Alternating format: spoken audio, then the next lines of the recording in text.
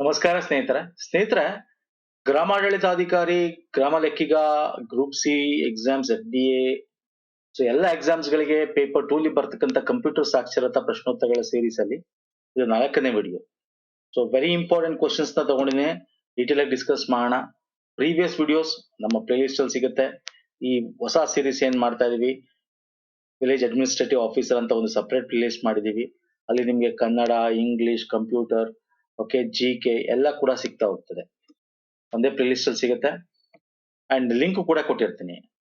ಅದು ಬಿಟ್ಟು ನಮ್ಮ ಪ್ರೀವಿಯಸ್ ಮಾಡಿರ್ತಕ್ಕಂಥ ವಿಡಿಯೋಗಳ ಪ್ಲೇ ಲಿಸ್ಟ್ ಗಳಿದೆ.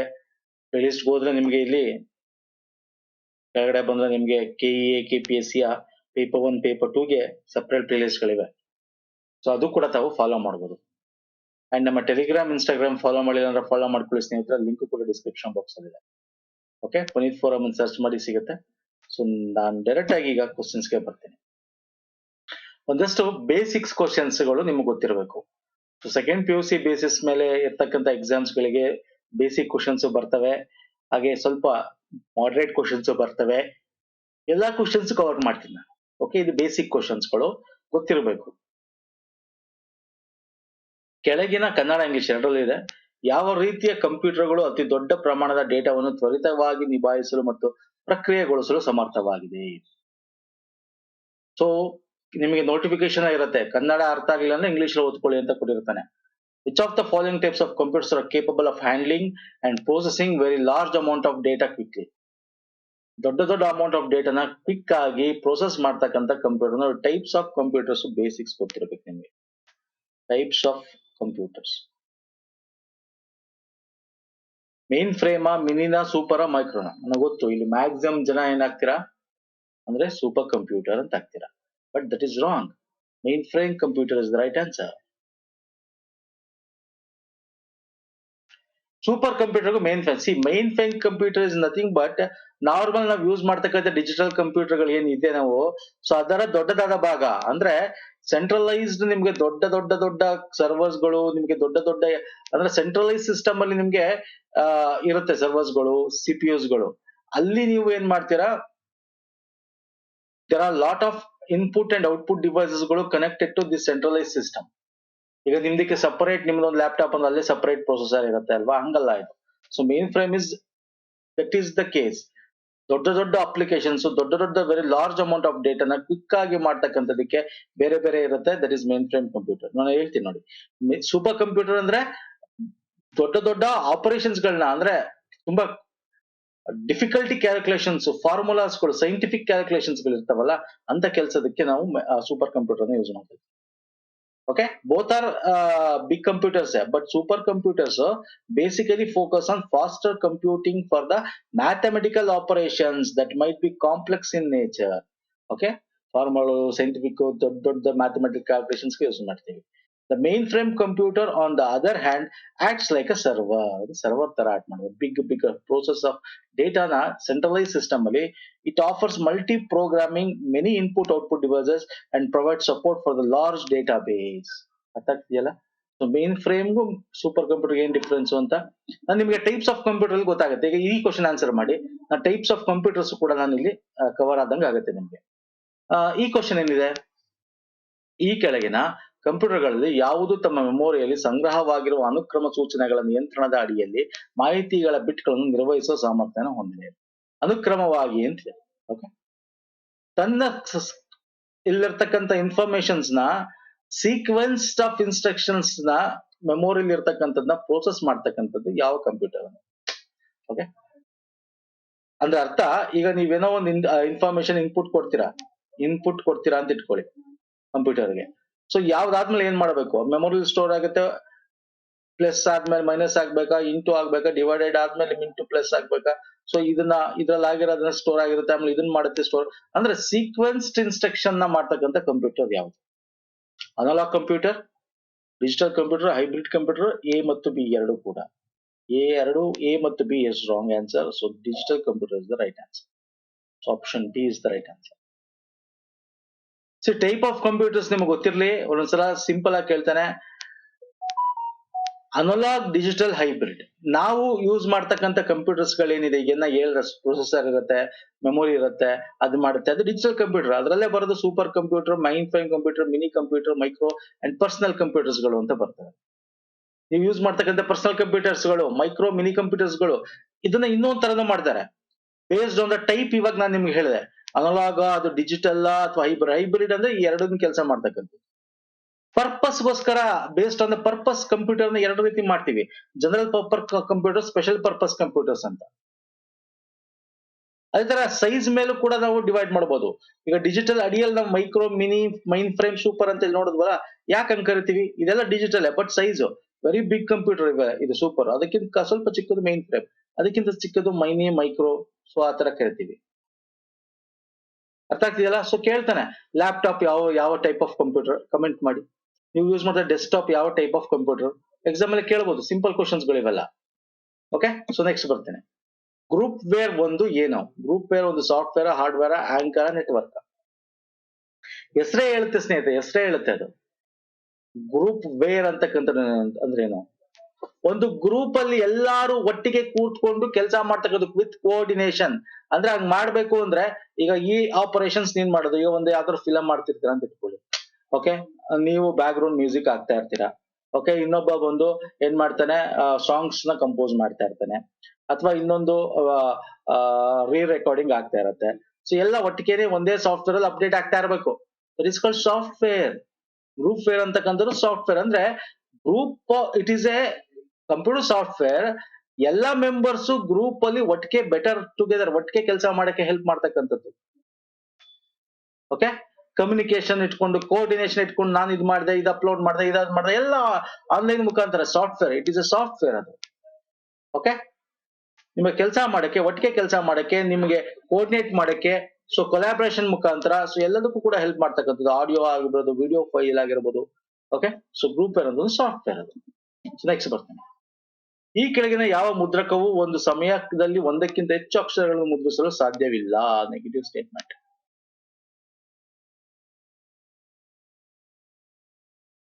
ಟೈಪ್ ಆಫ್ ನೋಡಿ, ಇವೆಲ್ಲ ಬೇಸಿಕ್ ಇದು ಕಂಪ್ಯೂಟರ್ ಕ್ವಶನ್ಸ್ ಗಳು.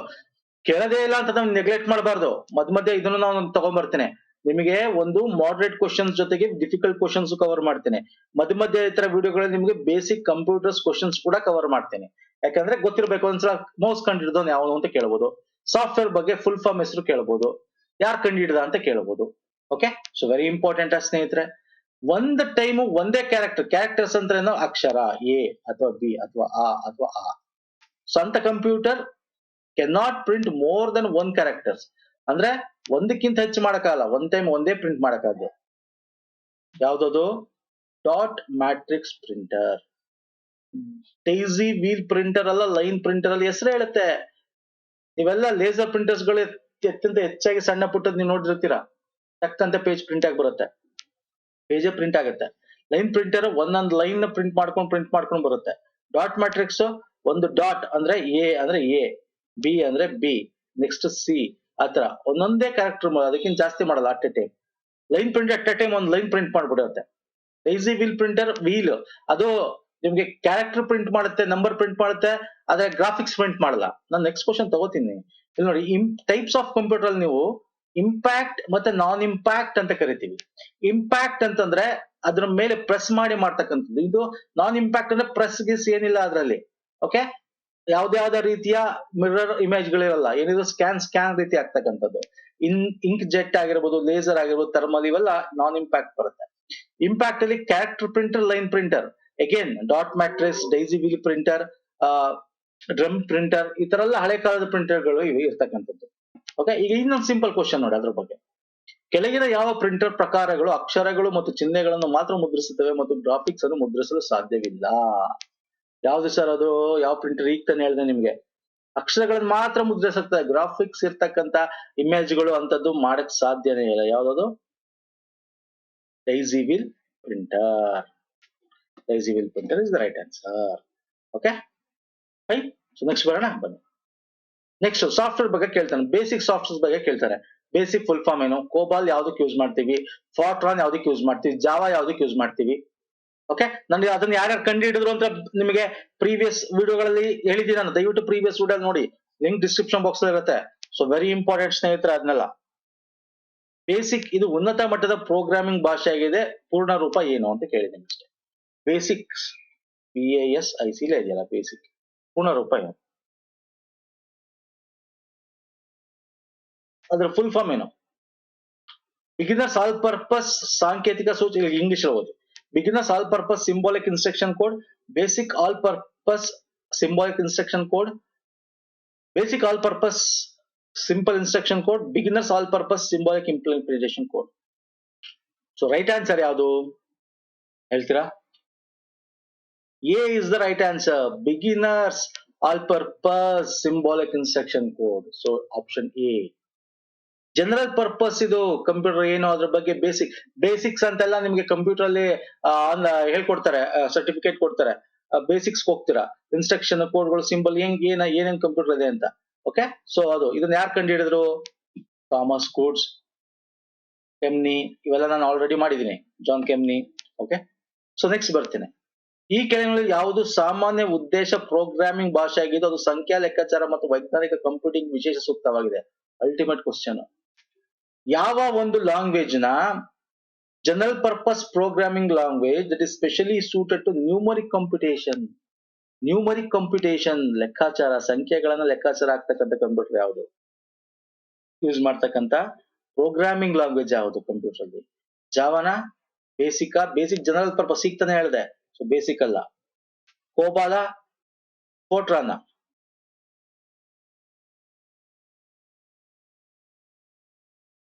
Fortran is the right answer. Fortran full form ಏನು? ಫಾರ್ಮುಲಾ ಟ್ರಾನ್ಸ್ಲೇಷನ್ ಅಂತ ಕರಿತೀವಿ. ಫಾರ್ಮುಲಾ ಟ್ರಾನ್ಸ್ಲೇಷನ್ ಅಂತ ಕರಿತೀವಿ. ಫಾರ್ಮುಲಾ ಸಂಖ್ಯೆಗಳನ್ನ ಕ್ಯಾಲ್ಕುಲೇಟ್ ಮಾಡಕ್ಕೆ ನ್ಯೂಮರಿಕ್ ಕಂಪ್ಯೂಟೇಷನ್. ಇದನ್ನ 1957 ಜಾನ್ ಬ್ಯಾಕಸ್ ಅಂತಕ್ಕಂಥವ್ನು ಇದನ್ನ ಕ್ರಿಯೇಟ್ ಮಾಡ್ತಾರೆ. ಗೊತ್ತಾಯ್ತಾ? ಕೋಬಾಲ್ ಅಂದ್ರೆ ಏನು full form? Java full form ಏನು? ಈ ಕ್ವಶನ್ ಅಲ್ಲಿ ಹೇಳ್ತೀನಿ ಬನ್ನಿ. ಕೆಳಗಿನವುಗಳಲ್ಲಿ ನಿರ್ದಿಷ್ಟವಾಗಿ ವ್ಯಾಪಾರದ ಬಳಕೆಗಾಗಿ ವಿನ್ಯಾಸಗೊಳಿಸಲಾದ ಉನ್ನತ ಮಟ್ಟದ ಪ್ರೋಗ್ರಾಮಿಂಗ್ ಭಾಷೆ ಯಾವುದು? Ultimate question. High level program design for business use. ವ್ಯಾಪಾರದ ಬಳಕೆ ಫುಲ್ ಫಾರ್ಮ್ ಅದು ಗೊತ್ತಿದ್ರೆ ನಿಮ್ ಟಕ್ ಅಂತ ಆನ್ಸರ್ ಮಾಡ್ಬೋದು. ನಾವು ಫೋರ್ಟ್ರಾನ್ ಯಾವುದು ಅಂತ ಹೇಳಿದೀವಿ, ಅಲ್ಲ. ಬೇಸಿಕ್ಸ್ ಅಂತೂ ಅಲ್ಲ. ಕೋಬಾಲ್ ಇರಬೇಕು, ಜಾವಾ ಇರಬೇಕು. ಸೊ ರೈಟ್ ಆನ್ಸರ್ ಯಾವುದು ಹೇಳ್ತೀರಾ? ಎಸ್, ಕಮೆಂಟ್ ಮಾಡಿ ಫಟಾಫಟ್ ಅಂತ. COBOL is the right answer. COBOL ಅಂದ್ರೆ ಏನು? That is called Common Business Oriented Language. Common Business Oriented Language. Full form ಅಲ್ಲಿ ಹೇಳ್ಬಿಡುತ್ತೆ. ಕಾಮನ್ ಒಂದ್ಸಲ ಫುಲ್ ಫಾರ್ಮ್ ಕೇಳ್ಬೋದು ಎಕ್ಸಾಮ್ ಅಲ್ಲಿ. Business, finance related, administrative system related ಗೆ ಯೂಸ್ ಮಾಡ್ತಕ್ಕಂಥವ್ರು ಇದನ್ನ ಯೂಸ್ ಮಾಡ್ತಾ ಇದ್ರು. ಜಾವಾ ಅಂದ್ರೆ ಏನು? ಜಸ್ಟ್ ಅನದರ್ ವರ್ಚುವಲ್ ಆಕ್ಸಿಲರೇಟರ್ ಅಂತ ಕರಿತೀವಿ. ಇದೊಂದು programming language, computer based program ನ ಡೆವಲಪ್ ಮಾಡಕ್ಕೋಸ್ಕರ, ಅಪ್ಲಿಕೇಶನ್ ನ ಡೆವಲಪ್ ಮಾಡಕ್ಕೋಸ್ಕರ ಯೂಸ್ ಮಾಡ್ತೀವಿ. ಅಂದ್ರೆ ಈ ಕಂಪ್ಯೂಟರ್ ಒಂದು ಅಪ್ಲಿಕೇಶನ್ ಬೇಕು. ಈಗ ಫಾರ್ ಎಕ್ಸಾಂಪಲ್ ನಿಮ್ಗೆ ಈಗ ಆಂಡ್ರಾಯ್ಡ್ ಇದೆ ಅಂತ, ಆಂಡ್ರಾಯ್ಡ್ ಪ್ಲೇ ಸ್ಟೋರ್ ಅಲ್ಲಿ ಒಂದು ಅಪ್ಲಿಕೇಶನ್ ಬೇಕು, ಜಾವಾ ಯೂಸ್ ಮಾಡ್ತಾರೆ. ಓಕೆ, ಕಂಪ್ಯೂಟರ್ ಬೇಸ್ಡ್ ಅಪ್ಲಿಕೇಶನ್ ನ ಡೆವಲಪ್ ಮಾಡಕ್ ಯೂಸ್ ಮಾಡ್ತಿದ್ದು ಜಾವಾ. ಇದನ್ನ ಸನ್ ಮೈಕ್ರೋ ಸಿಸ್ಟಮ್ ಜೇಮ್ಸ್ ಗೋಸ್ಲಿಂಗ್ ಅಂತಕ್ಕಂಥ 1990 ಆ ಟೀಮ್ ಅವರು, ಸನ್ ಮೈಕ್ರೋ ಸಿಸ್ಟಮ್ ನವರು ಕೇಳಿದಾನೆ ಎಕ್ಸಾಮ್ ಅಲ್ಲಿ, ಜಾವಾ ಡೆವಲಪ್ಡ್ ಬೈ ಯಾರು ಅಂತ. ಸನ್ ಮೈಕ್ರೋ ಸಿಸ್ಟಮ್ಸ್ ಅಥವಾ ಬೇರೆ ಬೇರೆ ಆಪ್ಷನ್ಸ್ ಕೊಟ್ಟಿದ್ದಾನೆ ಎಕ್ಸಾಮ್ ಅಲ್ಲಿ. Very important. ಅಗೇನ್ ಅರ್ಥ ಆಗ್ತಿಲ್ಲ? ಜಾವಾ ಯಾವ್ದಕ್ಕೆ ಯೂಸ್ ಮಾಡ್ತೀವಿ, ಕೋಬಾಲ್ ಯಾವ್ದಕ್ಕೆ, ಫೋರ್ಟ್ರಾನ್ ಯಾವ್ದಕ್ಕೆ, ಬೇಸಿಕ್ ಯಾವ್ದಕ್ಕೆ, ಇದೆಲ್ಲ ಬೇಸಿಕ್ಸ್ ಕಂಪ್ಯೂಟರ್ಸ್ ಅಲ್ಲಿ ನೀವು ಓದಿರ್ತೀರಾ. ಇಂಥದ್ದು ಕ್ವಶನ್ಸ್ ಗಳು ಕೂಡ ಕೇಳಬಹುದು ಎಕ್ಸಾಮ್ ಅಲ್ಲಿ. ಓಕೆ, ಸೊ ನೆಕ್ಸ್ಟ್ ಬರ್ತೀನಿ. ಪ್ರತಿಯೊಂದು ಕಂಪ್ಯೂಟರ್ ಮತ್ತು ನೆಟ್ವರ್ಕ್ ಸಾಧನವು ಒಂದೇ ಕೇಬಲ್ಗೆ ಸಂಪರ್ಕಗೊಂಡಿರುವ ನೆಟ್ವರ್ಕ್ ಪ್ರಕಾರವು ಈ ಕೆಳಗಿನಲ್ಲಿ ಯಾವುದು? ಒಂದು ನೆಟ್ವರ್ಕ್, ಟೈಪ್ ಆಫ್ ನೆಟ್ವರ್ಕ್ಸ್, ಒಂದು ಸಿಂಗಲ್ ಕೇಬಲ್ ಇದೆ, ಅದಕ್ಕೆ ಪ್ರತಿಯೊಂದು computer 1, computer 2, computer 3, computer 4, computer 5 connect ಆಗಿದೆ. ಸೊ ಇದನ್ನ ಏನಂತ ಕರಿತೀವಿ? Bus topology, ring topology, mesh star. Easy question ಇದು. ಇವೆಲ್ಲ ನಾವು ಮಾಡಿದೀವಿ. ನಾವು ಹಳೆ ಕಂಪ್ಯೂಟರ್ ಪ್ರೋಗ್ರಾಮ್ ಪ್ಲೇ ಲಿಸ್ಟ್ ಹೋದ್ರೆ ಅಲ್ಲಂತೂ ನಿಮ್ಗೆ ಸಾಗರ ಇದೆ ಕಂಪ್ಯೂಟರ್ಸ್ ಬಗ್ಗೆ ವಿಡಿಯೋಸ್ಗಳು. ಓಕೆ, ಬಸ್ ಟೋಪಾಲಜಿ ಅಂತ ಕರಿತೀವಿ. ಟೋಪಾಲಜಿ ಅಂದ್ರೆ ನೆಟ್ವರ್ಕ್ ಟೋಪಾಲಜಿ ಅಂದ್ರೆ ಕಂಪ್ಯೂಟರ್ ಕನೆಕ್ಟ್ ನೋಡಿ, ಒಂದಕ್ಕೊಂದು ಕನೆಕ್ಟ್ ಆಗಿ ಒಂದು ರಿಂಗ್ ಟೈಪ್ ಆಗಿರ್ತಕ್ಕಂಥ ರಿಂಗ್ ಟೋಪಾಲಜಿ. ಒಂದೇ ಲೈನ್ ಅಲ್ಲಿ ಒಂದು ಕಂಪ್ಯೂಟರ್ ಇನ್ನೊಂದು ಕಂಪ್ಯೂಟರ್ ಈ ತರ ಕನೆಕ್ಟ್ ಆಗ್ತಾ ಹೋಗ್ತಾರೆ, ಸಿಂಗಲ್ ಲೈನ್ ಅದು. ಒಂದು ಸಿಂಗಲ್ ಲೈನ್ ಗೆ ಎಲ್ಲಾ ಕಂಪ್ಯೂಟರ್ ಬಂದು ನೋಟ್ಸ್ ತರ ಕನೆಕ್ಟ್ ಆದ್ರೆ ದಟ್ ಇಸ್ ಬಸ್ ಟೋಪಾಲಜಿ. ಮರಗಳ ಒಂದು ಬ್ರಾಂಚಸ್ ತರ ಇರ್ತಕ್ಕಂತ ಒಂದು ಇದಕ್ಕೆ ನಾವು ಟ್ರೀ ಟೋಪಾಲಜಿ ಅಂತ ಕರಿತೀವಿ. ಮೆಶ್ ಪ್ರತಿಯೊಂದು ಕೂಡ ಕನೆಕ್ಟ್ ಆಗಿರ್ತದೆ, ಇದು ಮೆಶ್ ಅಥವಾ ಇದು ಮೆಶ್ ಟೋಪಾಲಜಿ ಅಂತ ಕರಿತೀವಿ. ಓಕೆ, ಅರ್ಥ ಆಗ್ತಿದೆಯಲ್ಲ? ಇಲ್ಲಿ ಕೇಳಿದನು ಸಿಂಗಲ್ ಲೈನ್ ಗೆ ಎಲ್ಲಾ ನೋಡ್ಸ್ ನೋಡಿ, local area network where bus topology use to each node is connected to single cable. ಇದನ್ನೇ ಕೇಳಿರೋದು. Every computer and network device connected to single cable. So bus topology is the right answer. ಅರ್ಥ ಆಗ್ತಿದೆಯಲ್ಲ? So ಈಗ simple ಆಗಿ ಇನ್ನೊಂದು question ಇದೆ, ಇದ್ರಲ್ಲಿ ತಗೋತೀನಿ, ಈಗ ಆನ್ಸರ್ ಮಾಡಿ ನೋಡೋಣ. ಯಾವ ಟೋಪಾಲಜಿ? ಇದು KL ಬಂದಿರೋದು. ಎಲ್ಲಾ ಕಂಪ್ಯೂಟರ್ಗಳು ಒಂದಕ್ಕೊಂದು ಜೋಡಣೆ ಆಗಿವೆ. Which topology as completely interconnected computer is called? Completely interconnected, ಒಂದಕ್ಕೊಂದು ಪ್ರತಿಯೊಂದು ಕಂಪ್ಯೂಟರ್ಗಳು ಕೂಡ ಒಟ್ಟೊಟ್ಟಿಗೆ ಇಂಟರ್ಕನೆಕ್ಟ್ ಆಗಿರುತ್ತೆ. ಯಾವುದು? ಮ್ಯಾಶ್. ಸ್ಟಾರ್ ತರ ಕನೆಕ್ಟ್ ಆಗಿರೋದು ಈ ತರ ಇರುತ್ತೆ. ಸ್ಟಾರ್ ಒಂದು ಅದಕ್ಕೆ ಹೆಂಗ್ ಕೊಡ್ತಾನೆ?